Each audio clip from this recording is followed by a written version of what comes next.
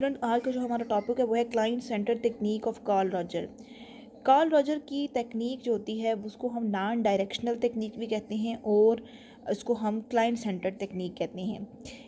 इसकी वजह क्या है? इसकी वजह ये है कि उसने सेंट्रल रोल इंडिविजुअल को दिया है अपनी थ्योरी में कि एक इंसान है जो सब चीज़ों का ज़िम्मेदार होता है, वो चाहे तो कुछ भी कर सकता है। ठीक है, hence it is known as the client centre technique. एक इंडिविजुअल को ही ये इख्तियार है कि वो अपनी ज़िंदगी को कैसे बनाता है। ठीक है, सेल्फ अवेयर है या नहीं है। ठीक है, अपने आप को समझना, अपने आप को चेंज करना, अपने हालात को बदलना, सब कुछ एक इंडिविजुअल के इख्तियार में है। ठीक है, Carl Rogers method is called humanistic technique. इसको ह्यूमनिस्टिक टेक्निक कहते हैं। इस थ्योरी के according every individual possesses dignity. हर इंसान का एक मकाम है, एक डिग्निटी है, उसका एक वक़ार है। ठीक है, in humanistic theory the individual is basically regarded as wise. एक इंसान जो है वो अक्लमंद है, वो बाइख्तियार है, काबिल एतमाद है, उसमें कुछ करने की लगन है, वो एम्बिशियस है, पॉजिटिव एंड कैपेबल, और वो सब कुछ कर सकता है। देखिए, जब एक इंसान अपने आप को नेगेटिव देखने लगता है ना कि मैं कुछ नहीं कर सकता, मेरे इख्तियार में नहीं है, ठीक है, या मैं ट्रस्टवर्दी नहीं हूँ, या मैं इतना इख्तियार नहीं रखता, तो वो सारे मसाइल उस पर ज़्यादा आ जाते हैं। ठीक है, लेकिन जब एक इंसान अपने आप को समझने लगता है और सब चीज़ों का इख्तियार ले लेता है अपने हाथ में और अपनी ज़िंदगी को लीड करता है, तो उसके बहुत से मसले हल हो जाते हैं। लेकिन जब वो अपने आप को इस काबिल नहीं समझता और अपने आप को अक्लमंद नहीं समझता, बाइख्तियार नहीं समझता, तो बहुत से मसले सिर्फ इसी वजह से खड़े हो जाते हैं। The individual is considered a master rather than slave of destiny. ये इसकी थ्योरी का बहुत अच्छा सेंटेंस है कि एक इंसान जो है वो चाहे तो अपनी तकदीर बना सकता है। ठीक है, वो ग़ुलाम नहीं है कि वो अब तकदीर के आगे झुक जाएगा। ठीक है, वो चाहे तो अपनी किस्मत बना सकता है, चाहे तो अपनी किस्मत बिगाड़ सकता है। ठीक है, हम ये नहीं कह सकते कि जो है किस्मत की वजह से है या तकदीर की वजह से है, बल्कि इसमें इंसान का अपना हाथ भी होता है। ठीक है, Rogers maintain that since the individuals possess a lot of qualities. वो कहता है कि एक इंसान के अंदर बहुत सी क्वालिटीज़ हैं। He has the ability to adjust to his environment. उसमें ये एबिलिटी है कि वो अपने एनवायरनमेंट में एडजस्ट भी कर सकता है। जैसा कि बहुत लोग कहते हैं मैं एडजस्ट नहीं कर सकता, मेरे अंदर कैपेबिलिटी नहीं है, मैं इख्तियार नहीं रखता, और ये उसकी अपनी सोच होती है। In this regard the individual is himself responsible for the change and development of this that. वो कहता है कि इंसान के अपने इख्तियार में है कि वो अपनी सोच को बनाए या बदले। ठीक है, उसके ऊपर डिपेंड करता है, उसकी सोच पर डिपेंड करता है कि वो अपने आप को किस जगह पर ला के खड़ा करता है। According to Rogers the individuals encounters hurdles in the way of success when his ambition or demand is unrealistic। देखें, जब एक इंसान की डिमांड अनरियलिस्टिक हो, गैर हकीकी हो, तो उसको जो है ना वो उसके रास्ते में मुसीबतें और रुकावटें आती हैं। और when he is not capable enough to achieve his aim, या जब वो अपने आप को काबिल नहीं समझता कि मैं कैपेबल ही नहीं हूँ अपना एम जो मैंने बनाया है उसको हासिल करने के लिए। ठीक है, एक तो आपने गोल ही सेट गलत कर लिया। ठीक है, आपने उस गोल को गैर हकीकी गोल सेट कर लिया। फॉर एग्जांपल कि मैं एजुकेशनिस्ट हूँ और मैं एक मॉडल बनना चाहती हूँ और ये मेरा ख्वाब है। ठीक है, अब इसमें और उसमें कितना फ़र्क है। ठीक है, तो जाहिर है कि मेरा एक नॉन रियलिस्टिक गोल है। ठीक है, डिमांड ही अनरियलिस्टिक है, तो उस वजह से मुझे बहुत से मसाइल का सामना करना पड़ेगा। और जब मैं ये सोचना शुरू कर दूँ कि मैं तो इस काबिल ही नहीं हूँ, मैं कैपेबल ही नहीं हूँ, इस जगह पे फिट ही नहीं करती, तो फिर तो और ज़्यादा मसाइल होंगे। ठीक है, उनको मैं हासिल ही नहीं कर सकूँगी। Rogers attach much importance to development of self. वो कहते हैं कि इंसान की जो अपनी सेल्फ होती है ना, उसको डेवलप करने पर उसने बहुत ज़्यादा जो है वो फोकस किया है। उसने दो तरह के सेल्फ के कॉन्सेप्ट दिए हैं जो कि पेपर में अक्सर आते हैं। एक आइडियल सेल्फ है और एक रियल सेल्फ है।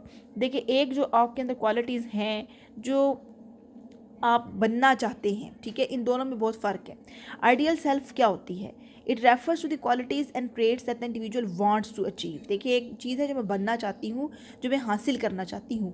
जैसे हम बोलते हैं अपनी ज़ुबान में आइडियल है, ये चीज़ मेरी आइडियल है, वो होती है आइडियल सेल्फ। एक होती है real self. It means the qualities and traits that the individual possesses. एक चीज़ जो मेरे अंदर मौजूद है, वाकई मौजूद है, वो मेरी रियल सेल्फ है। The individual will have psychological congruence in proportion to how much similarity exists between the ideal and real self। अगर एक इंसान के अंदर आइडियल आइडियल और रियल सेल्फ में थोड़ा बहुत फ़र्क है, तो वो बैलेंस में और जिसे कहते हैं कि उसमें तवाज़न में रहेगा, ठीक है। उसकी देखिए मैं पढ़ती बहुत हूँ और मैं एक टीचर बनना चाहती हूँ, ठीक है। मेरी आइडियल सेल्फ क्या है कि मैं टीचर बनना चाहता हूँ, रियल सेल्फ क्या है कि मैं पढ़ती बहुत हूँ, मैं मेहनती हूँ, मैं उस जगह पर पहुँच जाऊँगी। इन दोनों में कॉन्ग्रुएंस है, इन दोनों में मुताबिकत है और मैं अपना गोल अचीव कर भी लूँगी, ठीक है। अब मेरी आइडियल सेल्फ क्या है, एक मॉडल है, और मेरी रियल सेल्फ क्या है, मैं एक पढ़ना पसंद करती हूँ और मुझे बिल्कुल भी ऐसे अपना टाइम वेस्ट करना नहीं पसंद, मॉडलिंग की तरफ मेरा कोई रुझान नहीं है, लेकिन बस मुझे मॉडल बनना पसंद है, ठीक है। अब इसमें उसमें तो बहुत फ़र्क है। तो जब आप या जैसे अगर आप एक डॉक्टर बनना चाहते हैं, ठीक है, आइडियल सेल्फ। अब रियल सेल्फ क्या है, जो आप खुद हैं, पढ़ते नहीं हैं, मेहनत नहीं करते, आपके अंदर ट्रेड्स ही नहीं डॉक्टर बनने वाले, आपके अंदर वो एटीट्यूड भी नहीं है। जब उन दोनों चीज़ों में फ़र्क हो जाएगा, ठीक है, तो फिर क्या होगा, आपके अंदर बहुत सारे साइकोलॉजिकल इश्यूज़ खड़े हो जाएंगे, आपकी पर्सनैलिटी में बैलेंस नहीं रहेगा, ठीक है। आप हमेशा अपनी उस चीज़ को एम बनाएं जो आपसे मैच करती हो, आपके एटीट्यूड से आप उस चीज़ को अचीव भी कर सकते हो। ये नहीं कि आपने एक ऐसा गोल बना लिया जो एक अनरियलिस्टिक है और आपका एटीट्यूड और बिहेवियर उससे मैच ही नहीं करता और आप उस तरफ जा भी नहीं सकते, तो फिर आप जो है वो सिर्फ एक साइकोलॉजिकल पेशेंट बनेंगे, आप उसको हासिल नहीं कर सकेंगे, ठीक है। अच्छा, अब इसमें ये क्या है कि individual will suffer mall adjustment, वही वाली बात होगी, जब आप इन दोनों चीज़ों में फ़र्क आ जाएगा तो इंसान एडजस्ट ही नहीं कर सकेगा। He will show obstinacy and stubbornness, ठीक है, वो बहुत ज़्यादा ज़िद्दी टाइप इंसान बन जाएगा, ठीक है, कि मैं ये चीज़ हासिल क्यों नहीं कर सका, मैं तो ये बनना चाहता था। तो जाहिर है कि जब आपके टैलेंट, आपके ट्रेड्स, आपके अंदर वो क्वालिटीज़ ही नहीं है, तो आप उस आइडियल सेल्फ को कैसे अचीव करेंगे, ठीक है। या तो आपके अंदर वो क्वालिटीज़ मौजूद हों और आपका आइडियल भी उस आपकी क्वालिटीज़ के लिहाज से हो, लेकिन अगर वो आपके अंदर क्वालिटीज़ ही नहीं है और आप उस चीज़ को हासिल करना चाहते हैं, तो फिर जाहिर है कि आपको माल एडजस्टमेंट का सामना करना पड़ेगा, ठीक है। तो ये जो है वो क्लाइंट सेंटर टेक्निक के जो इम्पोर्टेंट 2 पॉइंट्स थे। अब क्लाइंट सेंटर टेक्निक के बेसिक गोल्स क्या हैं? Basically this technique seeks to correct the maladaptive behaviour of the client with his own help, कि इंसान अपने जो माल अडाप्टिव बिहेवियर हैं वो उनको अपनी मदद से दुरुस्त करेगा, ठीक है। It tries to enable the individual to reconcile himself to his merits and demerits and learn how to live with them, यानी कि फ़र्द की इस तरह मदद की जाती है कि वो अपनी अच्छाइयों और बुराइयों को दोनों को कबूल करे, ठीक है, दोनों को सामने लेकर आए, दोनों को सामने रखे कि मेरे अंदर ये अच्छाई है, मेरे अंदर ये बुराई है और मैंने उसके साथ कैसे रहना है, ठीक है। समटाइम सिर्फ लोग अपनी पॉजिटिव ट्रेड से फोकस करते हैं, नेगेटिव की तरफ जाते ही नहीं है।